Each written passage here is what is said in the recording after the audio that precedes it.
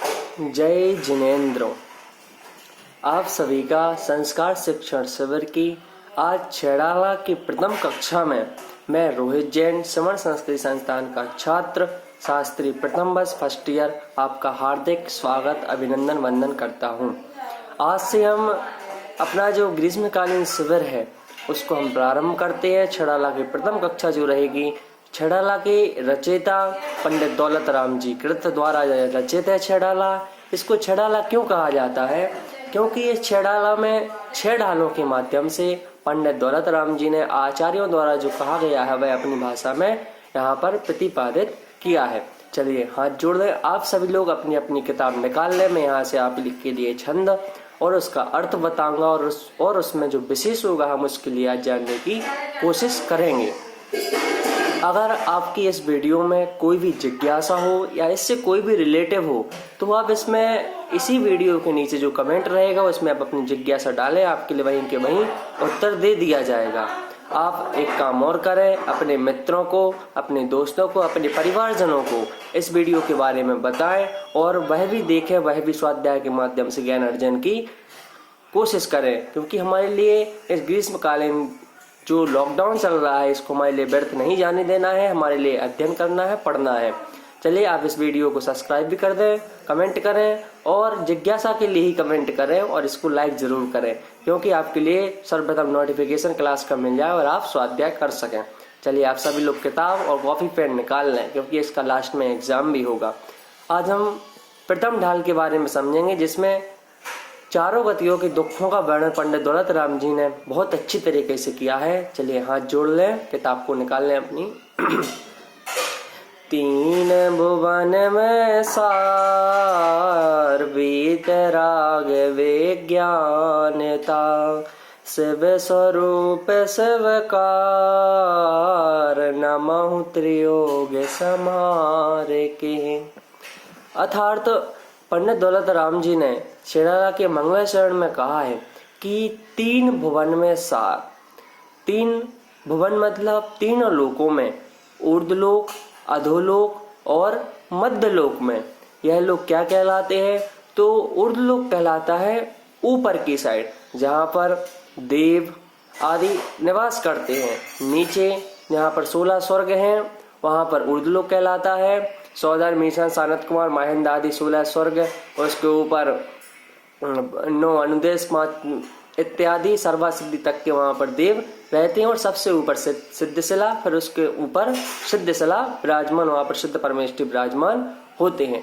नीचे अधोलोक कहलाता है, जहां पर धम्मा, बंसा, मेघा, अंजना, अरिष्टा, मगवा, मागवी आदि 7 नरक होते हैं। और मध्यलोक जहां पर हम विराजमान है वह मध्यलोक कहलाता है। तो इन तीनों लोकों में सार जो अच्छी वस्तु है, उत्तम वस्तु है, वह क्या है? वीतराग विज्ञानता। वीतराग अर्थात राग और द्वेष से रहित। बीत गया है राग जन का अर्थात सिद्ध परमेष्टि। तो राग और द्वेष से रहित जो क्या है? विज्ञानता अर्थात विशिष्ट केवल ज्ञान को प्राप्त करने के लिए इन तीनों लोगों में केवल एक ही सार है, वह वीतराग अर्थात राग और देश को छोड़कर विज्ञानता विशिष्ट केवल ज्ञान को प्राप्त करना। शिव स्वरूप शिवकार। शिव स्वरूप अर्थात आनंद देने वाला, अच्छा लगने वाला, बैल लगने वाला, बैल नेचर। और शिव स्वरूप वह हमारे लिए क्या आनंद देने वाला है? वह क्या है? शिवकार अर्थात वह मोक्ष मार्ग।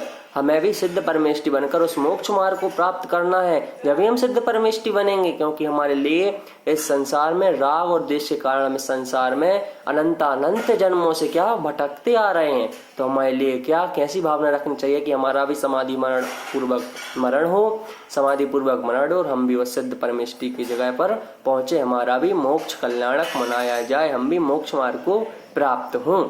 और नमः त्रियोग समार के अर्थात मैं तीनों योगों से मन वचन काय से उन मोक्ष मार्ग के लिए नमस्कार करता हूँ। एक बार फिर से देखें, 3 भुवन में सार जो तीनों लोगों ऊर्ध्व, मध्य और अधोलोक में जो सार है वह वीतराग विज्ञानता, राग द्वेष से रहित विशिष्ट केवल ज्ञान है। और शिव स्वरूप शिवकार जो हमारे लिए आनंद देने वाला है, शिवकार वह मोक्ष मार्ग है। इसलिए मैं दौलत राम जी हम सब नमो त्रियोग समार के तीनों योगों मन वचन काय से नमस्कार करते हैं। अब हम देखते हैं दूसरा छंद। दूसरे छंद में क्या कहते हैं, इस ग्रंथ का उद्देश्य क्या है, पंडित दौलत राम जी ने क्या लिखा है, उन्होंने उन आचार्यों की भाषा को प्रतिपादित किया है कि वह आचार्यों ने क्या कहा है, और उन्होंने अपने सरल छंदों में इस छेड़ाला के माध्यम से हमारे लिए ज्ञान का अर्जन कराने के लिए इसको प्रतिपादित किया है। चलिए हम देखते हैं दूसरा पहला छंद कि जे त्रिभुवन में जीवे अनंत, सुख चाहे दुख ते भयवंत, ताते दुख हारी सुख कार, कहे सीख गुरु करुणाधार। चलिए आप देखें किताब में अच्छे से अर्थ देखें इसका कि जे त्रिभुवन में जीव अनंत, इस त्रिभुवन में तीनों लोकों में अनंतानंत जीव हैं। अगर हम बैठे हुए हैं इस वीडियो को भी देख रहे हैं तो इतनी सी जगह में भी क्या निगूद गया जीव अनंतानंत हैं। ऐसा संसार का और तीनों लोकों में ऐसा कोई सा भी कोना नहीं है जहाँ पर निगूद गया जीव अनंतानंत विराजमान नहीं रहते हों। तो जे त्रिभुवन में जीव अनंत है, इस तीनों लोकों में क्या अनंतानंत जीव हैं। सुख चाहे दुख ते भयवंत, हम स्वयं सुख चाहते हैं। तीनों लोकों के जीव, नारकी, देव, मनुष्य, त्र्यंच, चारों गतियों के जीव यह चाहते हैं कि हमारे लिए हमेशा क्या सुख की प्रतीति हो, लेकिन वह सुख हम नहीं पाते हैं। हम हमेशा ही क्या दुख से पीड़ित होते रहते हैं।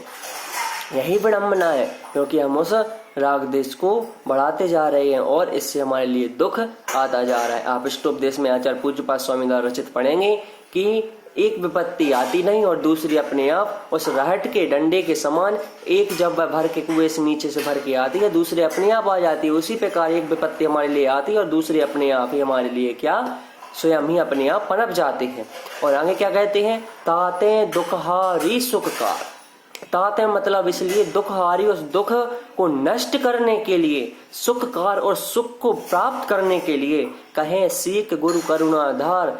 इस प्रकार से गुरुजनों ने कहे मतलब कहा है, सीख मतलब शिक्षा दी है, करुणाधार दया करके हम संसारी प्राणियों को, उन गुरुजनों ने क्या लिखा है कि इस तीनों भवों में, इन तीनों लोकों में चारों गतियों के जीवों को सुख चाहिए, लेकिन वह दुख से हमेशा भयभंत रहते हैं। इसलिए ताते दुखहारी सुखकार, उस दुख को नष्ट करने के लिए, सुख को प्राप्त करने के लिए कहे सीख गुरु करुणाधार। और महामुनि राजों ने क्या दया पूर्वक हमारे लिए संसार से तरने के लिए, उस मोक्ष रूपी मार्ग को जाने के लिए यह हमारे लिए शिक्षा दी है, जो इस ग्रंथ में बताया जाएगा। आइए दूसरा हुआ, हम दूसरे जो हमारा छंद था उसका एक बार भावार्थ देख लेते हैं कि तीनों लोकों में जो अनंत जीव हैं वे सभी सुख चाहते हैं और दुख से भयभीत हैं। इसलिए निर्गंत गुरु ने करुणा पूर्वक द्रवीभूत होकर दुखी जीवों को ऐसा उपदेश दिया है जो दुख को दूर करने वाला है और सच्चे आत्म सुख को देने वाला है।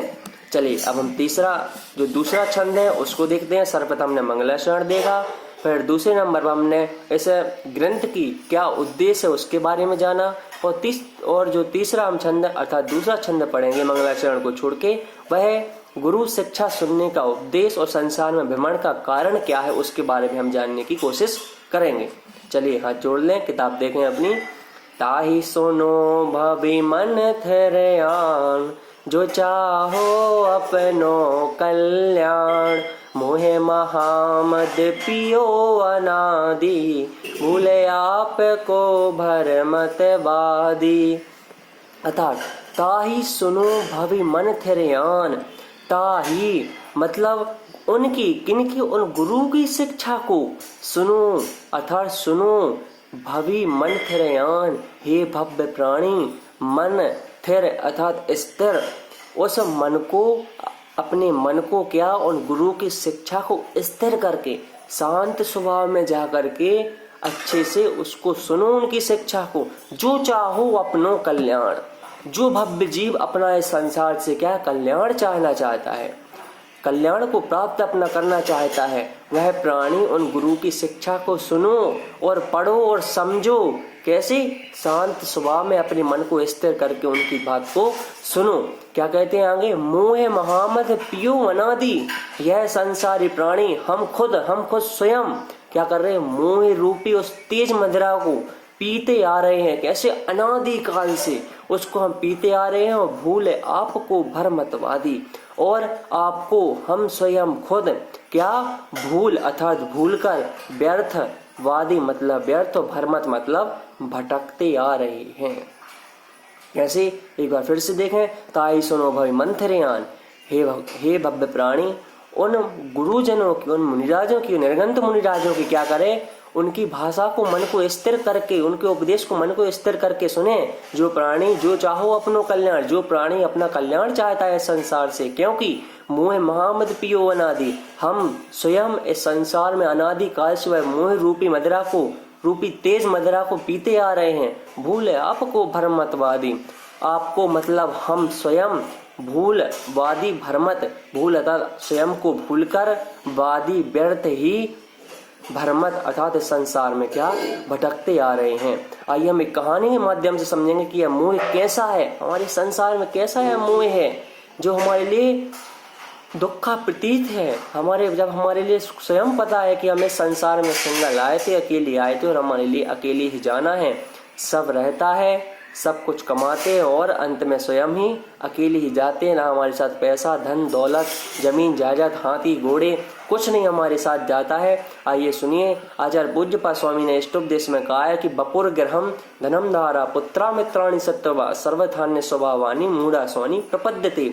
अर्थात बपुर ग्रहम धनम धारा, उन्होंने कहा है कि जो स्त्री, धन, पैसा, लोभ, जो कुछ भी हमारे पास है वह कुछ नहीं है, वह सब केवल संसार में भटकाने के कारण है। कैसे, क्या मोह क्या कहलाता है, हमने अभी देखा मोह रूपी तेज मदिरा। तो उस मोह के रूप में एक कहानी के माध्यम से जानेंगे कि एक लकड़हारा था, वह क्या करता था, एक जंगल में मुनिराज भ्रमण कर मतलब रहते थे, वहां पर आहार विहार करते रहते थे। क्योंकि पहले के मुनिराज शहरों वगैरह में नहीं रहते थे, वह जंगल में ही तपस्या के माध्यम से ध्यान लगा करके अपना कल्याण करते थे। तो वह लकड़हारा उन मुनिराजों को डेली आहार कराता था। एक दिन वह अचानक से नहीं आया, फिर अगले दिन मुनिराज के पास पूछा और वह मुनिराज से कहता है, नमोस्तु महाराज जी, मैं कल नहीं आ पाया क्योंकि मेरी पत्नी की तबीयत खराब थी। मुनिराज बोले, हे भव्य प्राणी, कोई बात नहीं, कल का मेरा उपवास हो गया, लेकिन जो तुम बोल रहे हो कि मेरी पत्नी बीमार थी, यह तुम्हारे कुछ काम की नहीं है, यह तुम्हारा साथ छोड़कर चली जाएगी। तुम्हारे पिताजी, तुम्हारे बेटे, तुम्हारा भाई, यह भी कुछ काम की नहीं है, ऐसा वह क्या एक मोह माया है। वह लकड़हारा कहता है, मुनिराज आप क्या बोल रहे हैं, ऐसा नहीं हो सकता है, क्योंकि मेरी पत्नी, मेरा बेटा, मेरे पिता मुझसे सबसे अधिक प्रेम करते हैं। मुनिराज बोलते हैं, अगर मैंने यह साबित कर दिया कि तेरा कुछ भी नहीं है, सब मोह माया है, तो तू क्या करेगा। वह लकड़हारा बोला, मुनिराज मैं आपके साथ क्या दीक्षा ग्रहण कर लूंगा, आपसे दीक्षा ले लूंगा। मुनिराज कहते हैं, ठीक है, तू घर जा और मेरा एक काम करना, अपने घर के सामने, घर के द्वारे पर क्या बेहोश होकर लेट जाना, और सांप का बहाना मतलब सांप ने काट लिया है ऐसा पहले अफवाह फैलाकर क्या घर के सामने बेहोश होकर लेट जाना। बोला, ठीक है महाराज जी, मैं जाता हूँ। जब वह गया तो वहां से उनके पति, जब वह वहां पर घर के सामने लेट गया तो वहां के उनके घर वाले, पति पत्नी, उनके पिताजी, माता और बच्चे और भाई सब वहां पर आने लगे और बहुत फूट फूट कर रोने लगे। तो वहीं से सामने से मुनिराज भी आ रहे थे। तो उनके घर वालों ने मुनिराज से कहा, देखिए मेरे पति को, मेरे बेटे को, मेरे पापा को, मेरे भाई को क्या हो गया है। मुनिराज देखते हैं और वह अवैध ज्ञान से पता लगा लेते हैं कि इसको क्या सांप ने काट लिया है। जब वह ऐसा पता लगाते हैं सांप ने काट लिया है, तो उनके परिवार वाले कहते हैं कि मुनिराज हम इनको कैसे जिंदा करें, हम इनको कैसे अपना पति फिर से प्रज्वलित देखें, अर्थात देखें कि हमारे पति देव थे। तो वह मुनिराज कहते हैं, चलिए मैं इनको जिंदा कर सकता हूँ, आप क्या करिए, एक गिलास लाइए, उसमें जल और थोड़ी सी राख लाइए। वह लाते हैं, मुनिराज को राख दे देते हैं और गिलास आदि लेकर क्या करते हैं, उसमें ऐसे ही आंख बंद कर उसमें वह राख डाल देते हैं। अब वह कहते हैं, जो भी इस जल को पिएगा तो वह क्या करेगा, वह जहर इसके अंदर आ जाएगा, वह मर जाएगा और आपके पति, आपका बेटा, आपके पिता, आपके भाई क्या जिंदा हो जाएंगे, अर्थात वह जीवित हो जाएंगे। तो मुनिराज ने सबसे पहले कहा उनकी पत्नी से, जो उनको सबसे अधिक प्यार करती थी। वह बोली, नहीं महाराज, अभी तो मेरे 2 बच्चे और हैं। उसने साफ मना कर दिया। उसके माता पिता से वे बोले नहीं, मैं भी नहीं कर सकता, क्योंकि उन्हें तो मरना था, वह मरण को प्राप्त हो चुका है, कोई बात नहीं। उसके भाई से बोला नहीं, अभी तो मेरी शादी भी नहीं हुई है, अभी तो मैं शादी करूंगा, मेरे भी बच्चे होंगे। फिर उसके बाद उसके अपने बच्चों से कहा। वो बोले नहीं महाराज, अभी तो हम छोटे हैं, अभी तो हमारे लिए बहुत बड़ा बनना है और क्या अपना जीवन खुशहाल बनाना है। ऐसे ही वह लकड़हारा एकदम से उठ जाता है और वह कहता है महाराज नमोस्तु, आपने सही कहा था कि यह मोह है, यह राग देश कुछ नहीं है, केवल एक संसार चलाने का कारण है। इससे वह महाराज के साथ जंगल में चला जाता है। हमें इससे ऐसी शिक्षा लेनी चाहिए कि यह मोह रूपी तेज मदिरा है। हम अनंत कालों से संसार में भटकते आ रहे हैं और हम दुख को प्राप्त करते आ रहे हैं। अगर आपकी कोई भी जिज्ञासा हो तो आप कमेंट करके लिखें, सब्सक्राइब करें, लाइक करें और अपने सभी परिवारजनों में इसको दिखाएं। आज हमने मंगलाचरण, प्रथम छंद, द्वितीय छंद छेड़ाला के माध्यम से आज हमने समझा। सभी के लिए जय जिनेंद्र। मैं आशा करता हूँ कि आप सभी लोग इस लॉकडाउन के अंदर अच्छे रहें, स्वस्थ रहें और ज्ञान का अर्जन करते रहें। पुनः सभी को जय जिनेंद्र।